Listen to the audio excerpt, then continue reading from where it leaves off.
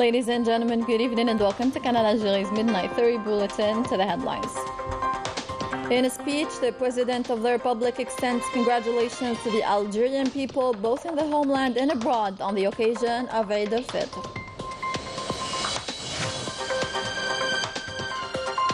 The President of the Republic receives a phone call from his Egyptian counterpart congratulating him on the occasion of Eid al-Fitr.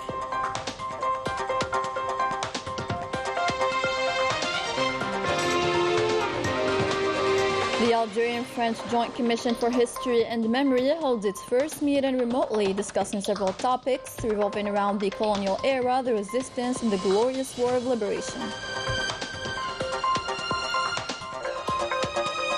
On a working and inspection visit to the command of the Territorial Air Defense Forces, Army General Saïd Chingariha, Chief of Staff of the National People's Army, affirms that Algeria is on the path of the desired change under the leadership of the President of the Republic and with the joint efforts of Algerians. Welcome again. First in our news, the Moon Sighting Committee has announced earlier that Eid al-Fitr 2023 will be today, Friday, the 21st of April. On the occasion, the President of the Republic extended congratulations to the Algerian people in the homeland and abroad in a speech in which the President praised the solidarity initiatives all across the country and for our community abroad during the month of Ramadan, which supported the state in serving the citizen, hoping that the transportation facilities by the state for the benefit of our community abroad helped reunify Algerian families, adding that Eid celebration should not make us forget the suffering of our Palestinian brothers, the state division and war that affected our brothers in Sudan. Let's have a listen to the President of the Republic. بسم الله الرحمن الرحيم وصلي اللهم وسلم على حبيبنا ونبينا وإمامنا سيدنا محمد ألف صلاة وألف سلام عليه وعلى آله. أخواتي المواطنات، إخواني المواطنين، يسعدني أن أتوجه إليكم جميعا داخل الوطن وخارجه بأسمى آيات التهاني بمناسبة حلول عيد الفطر المبارك، أعاده الله علينا بالخير والبركة والهناء. نحمد الله أن وفقنا لصيام رمضان وقيامه، ونسأله أن نكون ممن كتب لهم الرحمة والمغفرة. إخواني أخواتي، حري بنا أن ننوه بما شاهدناه من تضامن وأعمال خيرية في كل ربوع الوطن وعند جاليتنا في الخارج خلال هذا الشهر الفضيل، مما يشكل سندا للدولة في خدمة المواطن وتلبية احتياجاته. أتمنى أن تكون تسهيلات التنقل التي أقرتها الدولة لفائدة جاليتنا في الخارج قد ساهمت في لم العائلة الجزائرية. يجب أن لا ينسينا احتفالنا بعيد الفطر المبارك معاناة إخواننا في فلسطين المحتلة وانتهاك حرمة المسجد الأقصى أولى القبلتين وثالث الحرمين أمام مرأى العالم وصمته، وحالة الفرقة والاحتراب التي طالت أشقاءنا في السودان، مجددين دعوتنا لهم بضرورة تغليب لغة العقل والمصلحة العليا للوطن للحفاظ على أمتنا العربية والإسلامية. عيدكم مبارك، كل عام وأنتم بخير. تحيا الجزائر أبية شامخة، المجد والخلود لشهدائنا الأبرار، والسلام عليكم ورحمة الله تعالى وبركاته. On the same occasion, the President of the Republic received a phone call from his Egyptian counterpart, Abdel Fattah al-Sisi, in which he expressed his best wishes on the occasion of Eid al-Fitr, wishing him, the Algerian people, more development and prosperity.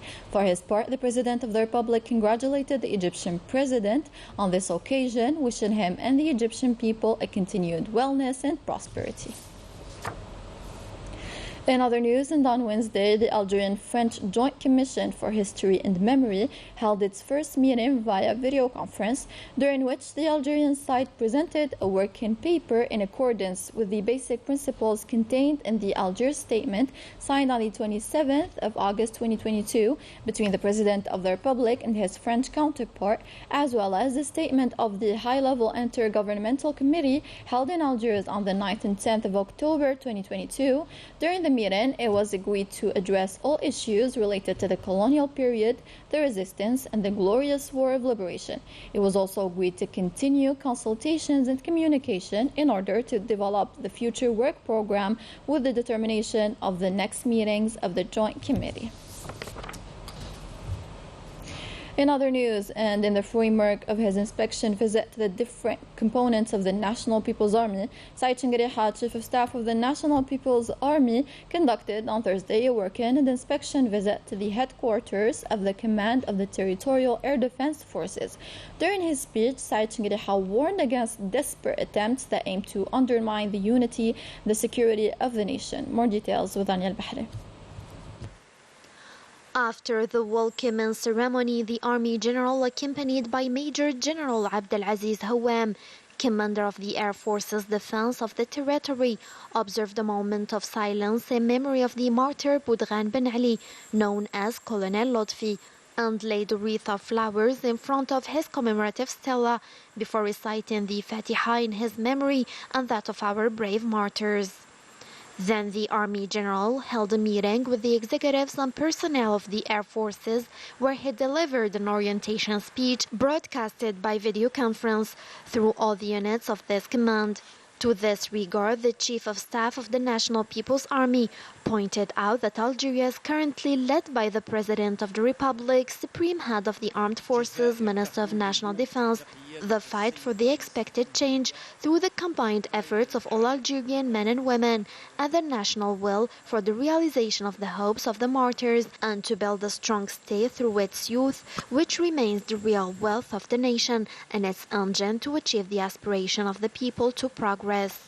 All these efforts and steps taken by valiant and dedicated men have no other objective than to strengthen national unity, combat the factors of division, and defeat the desperate attempts aimed at the security and stability of the nation, as well as the unity of the Algerian people.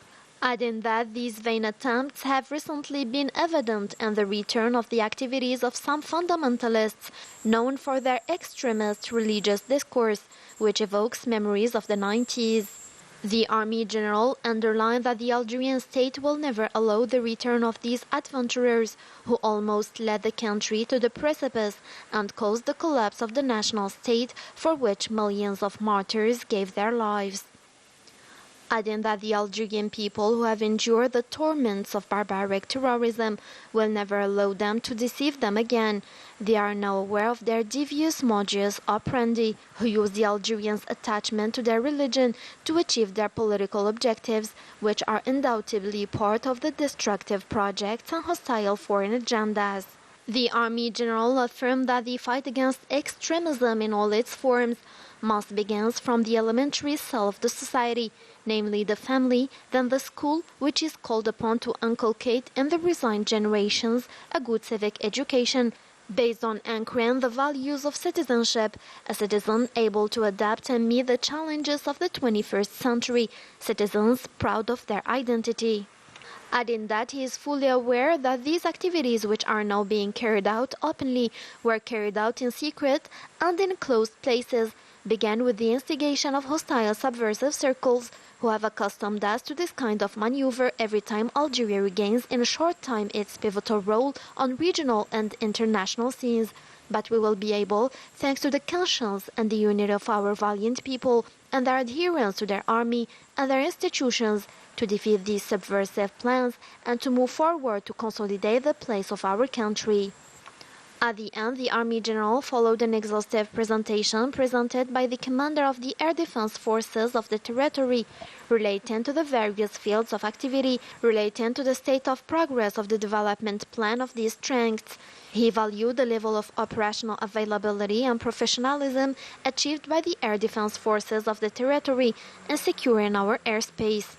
He also stressed the imperative to constantly ensure combat readiness and dedicated work, which will always be a solid vector enabling all the air defense forces of the territory to carry out their mission with professionalism, especially when performing the various exercises.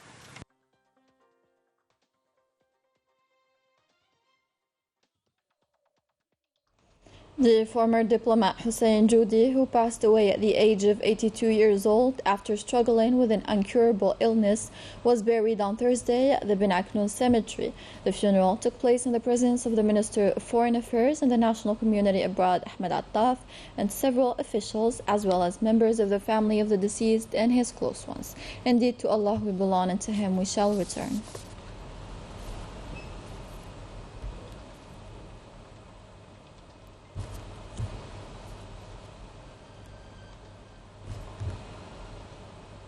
Moroccan popular turmoil is not coming to an end anytime soon. Protests are almost daily now, denouncing several issues such as the high living costs, decline of the citizens' purchasing power, and the imprisonment of political activists. An update on the situation there with Manan Ammari.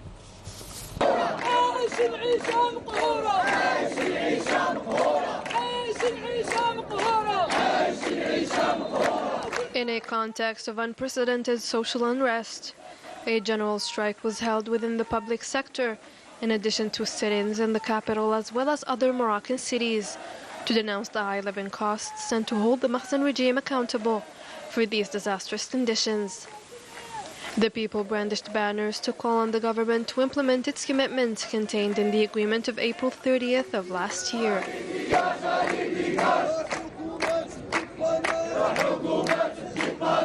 The protesters' claims revolved around salary increases, implementing previous agreements, the revision of income tax, and the preservation of retirement benefits.